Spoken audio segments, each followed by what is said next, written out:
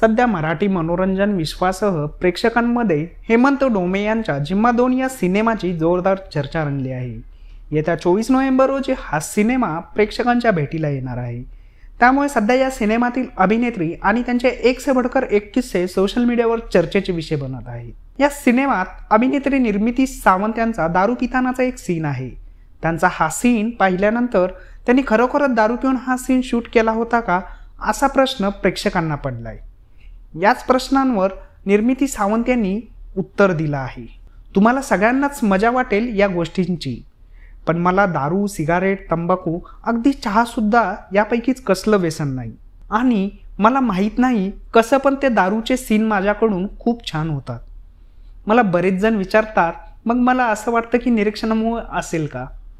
तर नाही, कारण मी कधीच असं कोणाचं निरीक्षण केलेलं नाही। मी विचार केला की निर्मला गावची मोकळी ढाकळी एक बाई आहे, तिने जर अशी दारू प्यायली आणि तिला जर चढली तर ती कशी वागेल?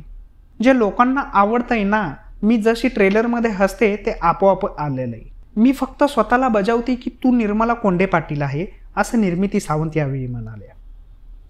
मग त्या रिॲक्शन प्रेक्षकांना आवडतात। एका सीनच्या वेळी तर हेमंतला बाहेर काढलं होतं, कारण तो खूप हसत होता। त्याचा हसू पाहून मला हसू येत होतं। एका सीनला तर आमचा DOP हेमंतच्या खांद्याला चावला, कारण आमचे सीन पाहून त्याला इतकं हसू येत होतं की हसू बाहेर पडू नये म्हणून त्याने चक्क हेमंतच्या खांद्याचा चावा घेतला होता।